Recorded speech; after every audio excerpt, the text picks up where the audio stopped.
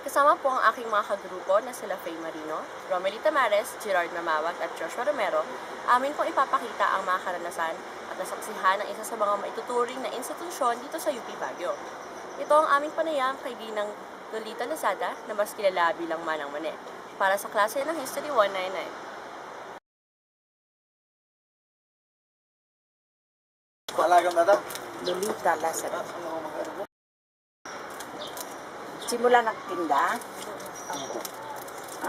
nagsimula ako ng 1972 bago mag-martial. Pero si tatay, 1968 nandito na siya. Ay, na nagtatrabaho. Bagong kasal pa lang kami nung makakasal. Ano po binibenta nyo nun? Nung bata ako, karne, Karne. isda, nasa pwesto kanina. Tindang magkakapatid. Eh, Nung dito, nagkapamilya na ako, saka parang iba-iba ko na. dito po, sino po mga kasama nyo nagbebenta? Pinsan ko lang, dadalawa kami. Forever talagang wala kami kasama. Dalawa lang kami. Kayo lang po yung nagbebenta ng mani dito sa UP. Since 1972 na, Kayo. in-start ko siya. Nag-start ako dahil sa pag ganito na college week natin, 1 week na walang pasok, walang kantin, isa lang. Ang kuop lang ang kantin dito, halos konti lang, tapos ang mga estudyante medyo marami. Ngayon pag ganyang college week, sabi ni Manong, kasi sa Burnham ako, punta kayo doon, college week namin ngayon, punta kayo doon. Yun, basket-basket lang kami, dayo-dayo dito. Kanya, punta kahit saan kami pupunta pwede, hanggang sa high school ground pwede kami. Ikot-ikot kami, dala namin ng basket sa mga malapit sa room. Ganun. Kailan po kayo nagka-stall?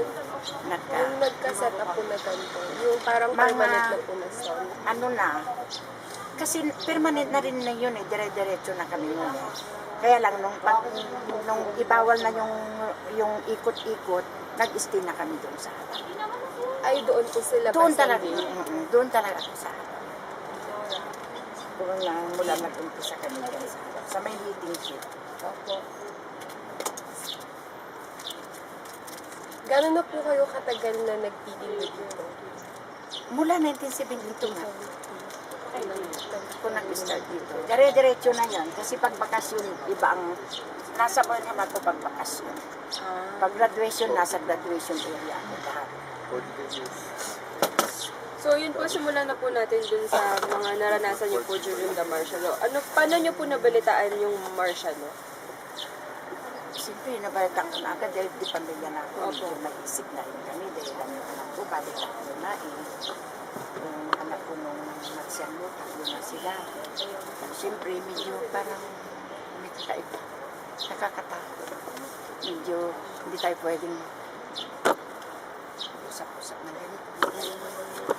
Hindi tayo pwedeng mag-usap ng tungkol sa ano kung di pwede. Wala tayong freedom. Takot ka, kahit na hindi nakakatakot. Ano po yung una niyong naranasan na event na manifestation ng martial law? Yung mga rally-rally dyan sa convention, nakakasyon, grabe, nakakatakot. Ano po yung mga estudyante lang po ng UP ba? Lahat-lahat ng mga estudyante, lahat-lahat na hindi lang estudyante lang. Ay, kasama po ng Iba-ibang school magsasama-sama. Diyan, pag may dumarating na mga official diyan sa convention, diyan sila lahat. Ibang So, sino po yung mga, kakilala niyo po ba yung, di ba iba pong mga estudyante dito, ano po, mga bumibili rin po sa inyo? Kilala niyo po ba halimbawa yung mga namumuno, may kasama po ba sila mga faculty and staff? Tapos, di ba po nabanggit niyo po? Pero paniwala na dito yung mga aktibo. Nasa nasa iba-ibang Pero kung nakita niyo yung nandito kahapon, hindi ko matandang kasi ang pangalan. Yung mga sa Cordillera. Pagka may mga, yung kasama. Tumanda na rin sila. Pero kasama rin po, may mga kasama rin po mga staff and faculty nun. Oo, pero yung talagang kasama. Pero yung iba. Ano po yung mga pagbabago sa UP nung panahon po ng martial law? Parang Yun lang, palagi ang ano, palagi ang rally, pati sa school.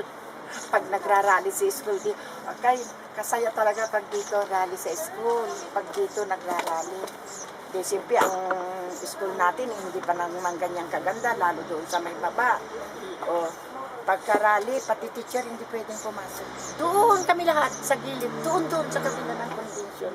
Lahat ng upuan, itatambak yan dito kasi wala tayong bakod. Opo. Ibabakod dyan lahat. Kahit isang upuan, walang iiwan sa school. Walang pwedeng pumasok. Kahit sa bakod, hindi pumapasok. Doon kami lahat ang sasaya. Doon kami kainan. Sa may gilid kami ng convention. Ano po yung mga na-witness nyo na treatment sa mga estudyante? Kung may mga... Ang hindi ko makalimutan, anak na nangyari dito sa amin ng pinsan ko, ng nagsalo. Itong mga kwan natin, itong mga frat natin, dinayo ang UP. Dinayo ng mga ibang eskwelahan. Kung baga, nirayot nila, sundalo lahat ng sulok. Mabuti lang hindi baril yung tumatama sa amin at saka may atip. Andun kami, akala namin yun. Lahat, talagang ang lalaki, akala namin baril, bato pala. Kung wala yung atip, matagal na kami patay siguro nung pinsan ko. 1972 pa. Hindi rayot, dinayo ang UP ng mga lahat ng school. Nagkaisahan po. Oo, tapos binantayan ng binantayan ng mga militar. Hanggang sa, binantayan nila dyan. Kasi binantayan nila ang mga bata ng UP. Siyempre, protektahan nila. Wala namang, pinrotektahan ng UP, ng mga soldado. Wala, May mga nahuli po ba? May mga... Parang wala din, kasi hindi nyo din mahuhuli pag mga ganun. Hindi nyo mahuhuli. Talagang magaling din sila. Kahit na, tatakbo yan. Walang mahuhuli. Marunong sila. So sa tingin niyo po, kasing lala po ba nung nangyayari dito sa UP Baguio, yung parang nangyayari sa Manila, ganun? Ay, hindi. Malayo naman. Mas dobra sa Maynila.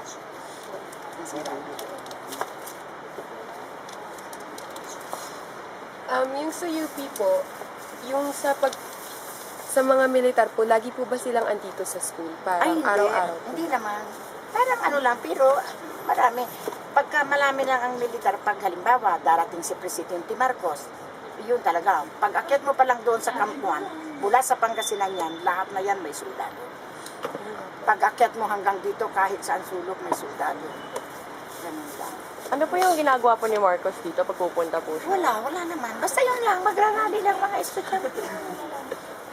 Siyempre, nasa naman siya Nasa loob ng nasyonal. Wala, okay lang. Pero di ba po may mga nakulong ng mga estudyante ng UP? Nabalitaan niyo po ba yun? Hindi ko na rin matanda ng mga pangalan ng mga bata. Yun Kasi ang nabalitaan po kanina kasi namin sila Sir Rimando, sila Ay, Ma'am Costina. sandali lang naman. Sandali lang. Sandali lang. Hindi kagaya yung mga iba na talagang Taon. Pero meron po. Meron po mga nawawalang estudyante. Ganun. wala naman pag dito sa UP. Wala kami nabalitaan. Ang sa akin sa tagal ko dito, wala kami nabalitaan na gano'n ng martial law. Yung sa mga Maynila, sa mga parting Abra, sa parting Kalinga, yun. Pero may mga tumigil pong pag-aaral. No? Parang mayroon din. Pero konti lang. Hindi naman sila yung talagang... Kasi kung tustusin, akala nyo magulo nga, magulo sabi natin ng martial, parang mas tahimik. Mas maayos. Kasi parang may takot ka sa sarili. Kasi pag sinabing ganitong oras, wala nang tao sa labas, maayos na. Walang mga maraming krimen. Yun lang ang akder ng martial. Walang maraming krimen. Walang huldapan, walang kung ano-ano. Hinuhold up na bangko, hinuhold up na mga establishmentong malalaki. Wala naman, bihira. Yun lang ang natin.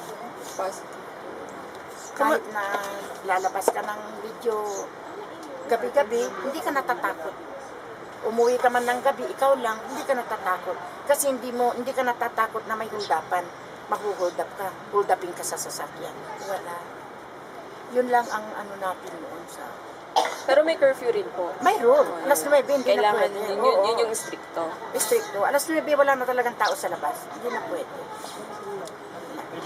Dito po ba sa UP, ganun din po ba? Nagpapauwi na po ba sila ng mga estudyante? Oo, kasi dito noon, ang talagang pwede dito mulat sa pool, hanggang 10 o'clock pwede. Pero ang gwardiya natin is wala tayong blue guard. Pulis lang sila, manong yun lang. Walang bakod-bakod. Kasi ano nga, okay lang, normal lang yung baga. Kasi parang may tiwala ka sa sarili mo, hindi ka natatakot. Pero ang isip mo, natatakot ka lang pag ano lang, ingatan mo ang pag sasalita. Yun lang. Pero ano, wala. Kung baga, hindi ka natatakot na lumabas. Kasi walang mga gumagawa ng masasamang siya. So, kamusta naman po yung mga business noon na tipong naapektuhan po ba sila ng martial law? Hindi rin, parehas din. Kasi kunti lang naman ang mga kaya hindi natin masasabing naapektuhan kasi kunti lang naman eh. Ang mga talagang ano lang, mga original dyan lang sa Session Road. Lahat yung mga nakikita yung bago ngayon, kailan lang naman yung mga yan. Kaya walang ibang mga 4, 5, 6, mga nido, mga doon sa may Session. Yan lang ang mga pwedeng puntahan ng mga puntahan mong kakain. Hindi kagaya ngayon na kung ano-ano na lang ang nandiyan na. Mayroon kang SM, mayroon kang Center Mall. Noon wala yung mga yun. Kaya ang mga bata rin ng UP, hindi rin palalabas. Pag gusto mong dito lang sila sa ground. Andyan, hindi mo makikitang walang tao ang harap ni Ubli. Everyday yan, andyan ang mga bata sa harap ni Ubli. Diyan sila nagtatambay. O, yun lang, kainan lang, gagawin lang nila, kakain lang sila sa amin. Kasi may piso sila, may 25, pwede na silang kumain. 25 cents naman 25 cents na chichakon, pisong mangga, pwede na. Andyan lang sila nakatambay. Kaya hindi sila lumalabas na. Parang kumbaga, ang mga bata, hindi kagaya ngayon. Pagka punta tayo McDo, punta tayong SM, noon hindi. Punta tayo kay Manang Mani, upuan yan. Andyan sila lahat, hanggang faculty, andyan. Pero hindi naman po nadidisrupt yung mga klase nun.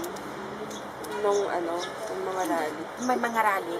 Normal pa medyo rin po yung klase. Kasi normal pa rin, kaya nga lang, kahit na gustong magklase ng isang faculty, hindi siya pwedeng magklase. Kasi nga hindi nga pati faculty, hindi pa papasokin ng mga religious ng mga bata. Sama-sama, together. Tapos yung yung kwan na natin. Yung pinababa na, yung ang pinaka. Ay, ano po yun? Yung lahat ng buong yung sa simbahan na kami. Magkakasama na pala mga estudyante. Oo, wala. Sa school talaga nasa simbahan. Ay, lahat ng mga nasa school, sama-sama po kayo nagpunta ng Sama-sama simbahan. Tapos yung, Dala-dala namin ng mga paninda, pati sila nagdala. Pag dinala yung mga paninda natin, gumupo kami doon sa gilid ng simbahan. O doon, kainan. Kasi inaantay lang namin yung oras. proclamation ng pagtatapos na. Yung pagtatapos. Kaya nung natapos na yun, yung na parang ang mga tao biglang ang saya-saya. Ganyan. Nawala na yung takot. At siyempre, nagsama-sama lang. Meron naman yun, di ba? Pag mag-research kayo, meron yun. Pero ang sa akin, pag mga ganun, dapat talaga medyo makwalang tayo ng konti kasi yung mga style. Ngayon kasi wala na. Para sa inyo po, sa tingin niyo po, mas okay po yung sitwasyon noon. Okay po yung sitwasyon noon, kahit despite the rallies and Oo, mas okay pa. Kahit na gano'n na rally-rally, mas okay pa kahit na pa.